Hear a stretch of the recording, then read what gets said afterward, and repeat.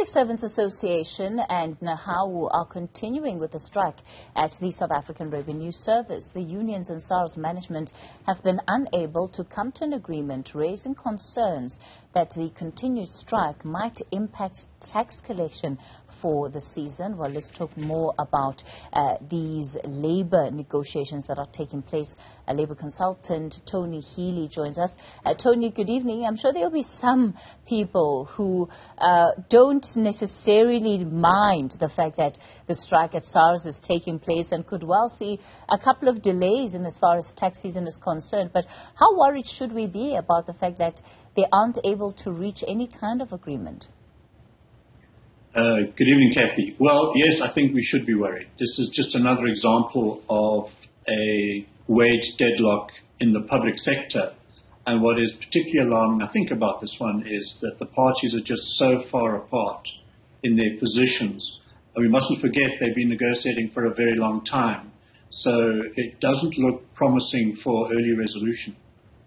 I imagine that looking on to a strike like what we saw with the Eskom employees, the SARS employees may think that they have a bit of a chance. They're asking here for CPI plus 7%. This is in terms of their demand for increases in salaries.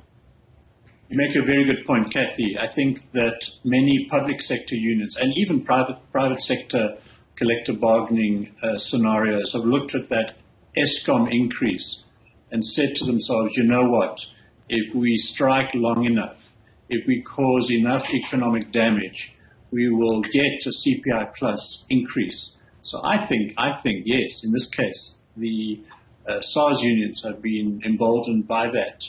But sooner or later, I think government has to bite the bullet and resist these kinds of demands. Yes, SARS employees face high costs of living and et cetera, but I think to agree to demands in excess of CPI or even CPI itself, to be honest, at the moment, is unwise, not just for SARS itself, but for Treasury as a whole.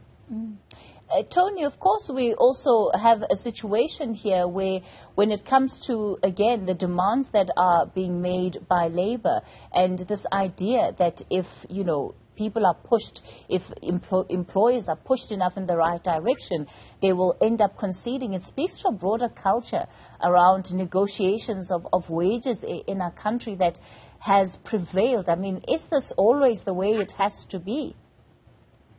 Well, it depends who you ask, Kathy. I mean, if you take the two unions involved in the SARS negotiations, we mustn't forget they went on strike in May, and then they suspended that strike.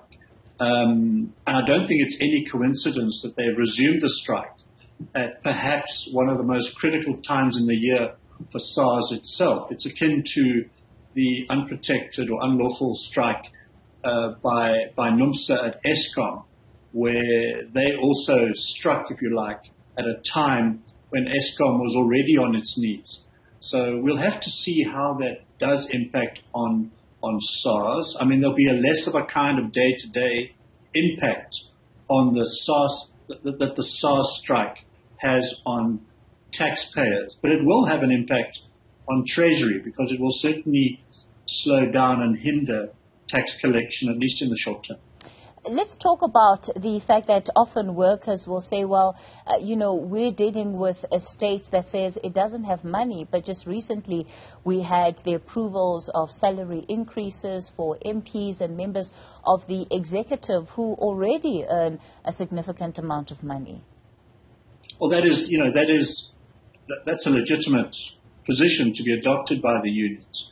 And very often you find, Kathy, that in wage negotiations, and probably this one too, to some degree, the concern is that really both parties have valid positions. SARS are saying they simply don't have the budget from Treasury. Treasury are simply saying we don't have the funds available. And SARS employers are saying, you know what, if we look at these large increases to executives, to MPs and the like, and we look at, even they raise a subject of corruption and how much has been lost, why should they have to sacrifice their increases because of the fact that Treasury is so hamstrung because of all of these factors. But look, at the end of the day, and I think one needs to cast some sort of positive light on this, is that no strike lasts forever. And in as much as this is a deadlock at a point where the parties are very far apart, one of the fortunate aspects of this, at least for the man and woman in the street, is that it doesn't have an immediate, or it's unlikely to have a day-to-day impact on them, unlike the Eskom strike, which really was for 24 hours a day impacting on everybody in the country. What do you think it's going to take to resolve the impasse? Kathy, it's always difficult to predict these things.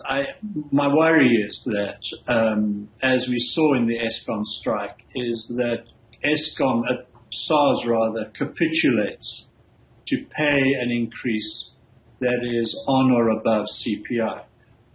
If we look at the track record in the public sector, it's not great when it comes to holding out in the face of industrial action. We don't see that often. And my concern is that we might see SARS capitulating at some stage with a much higher wage offer. We must remember right now they're doing quite well. Depending on your point of view, they're offering a 1.39% increase. We'll have to wait and see. We may well still see, however, that SARS are more able and willing to hold out in the face of these very extreme wage demands.